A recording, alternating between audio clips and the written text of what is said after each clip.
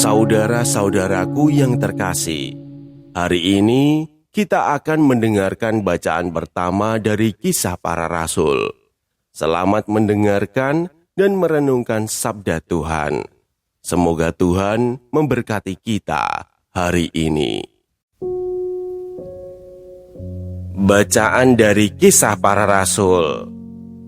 Pada waktu itu, firman Tuhan makin tersebar dan makin banyak didengar orang. Setelah menyelesaikan tugas pelayanan mereka, Barnabas dan Saulus kembali dari Yerusalem ke Antiokhia. Mereka membawa Yohanes yang disebut juga Markus.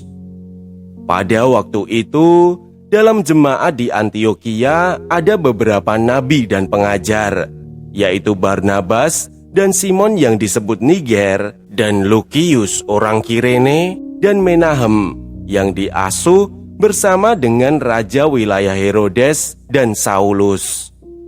Pada suatu hari, ketika mereka beribadah kepada Tuhan dan berpuasa, berkatalah Roh Kudus, "Khususkanlah Barnabas dan Saulus bagiku untuk tugas yang telah kutentukan bagi mereka."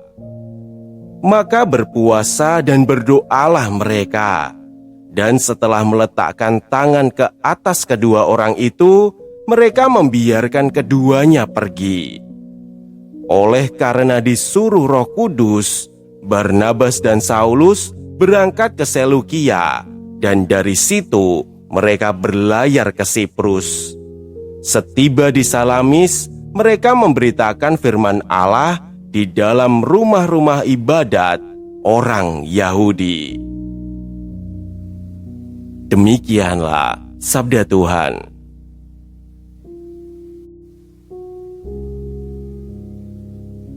Saudara-saudaraku yang terkasih, di tengah berbagai peristiwa yang terjadi, ada satu hal yang ditegaskan.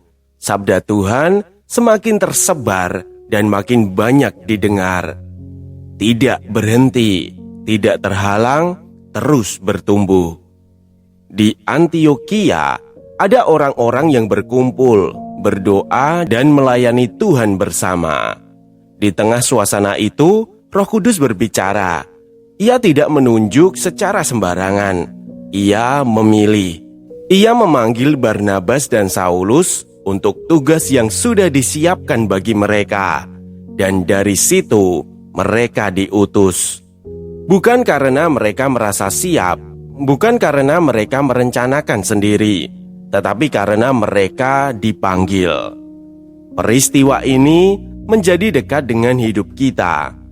Ada saat ketika kita melihat sesuatu berjalan dengan baik. Ada saat ketika kita merasa nyaman dengan apa yang sudah ada.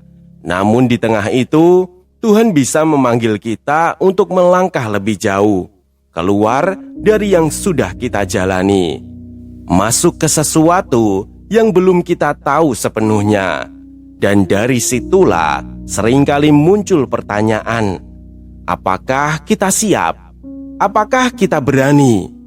Namun yang terlihat dari perikop ini bukan soal kesiapan manusia. Yang ditekankan adalah ketaatan.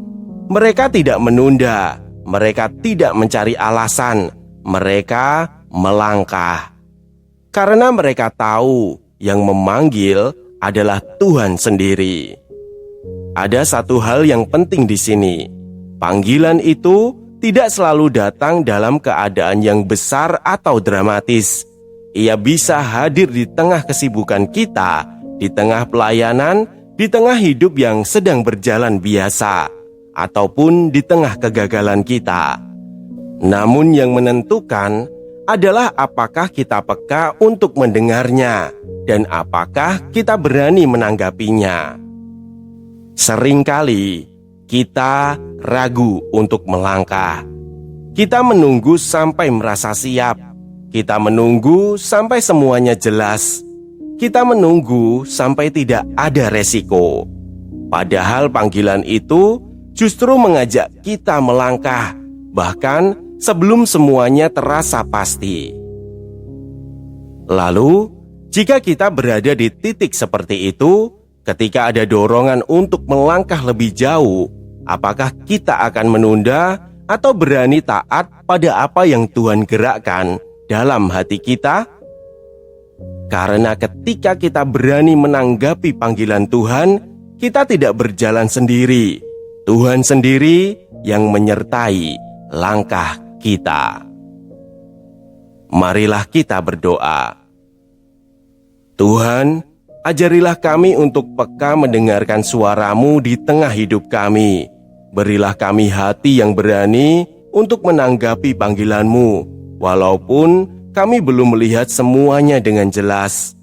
Kuatkanlah hati kami untuk melangkah dengan taat dan percaya bahwa Engkau menyertai setiap langkah kami. Amin. Jangan biarkan sabda ini berhenti di kamu. Jika hari ini kamu merasa Tuhan berbicara padamu lewat bacaan ini, bagikanlah. Sebab setiap kali kamu meneruskan sabdanya, kamu sudah ikut ambil bagian dalam karya pewartaan. Semoga tersampaikan berkah dalam.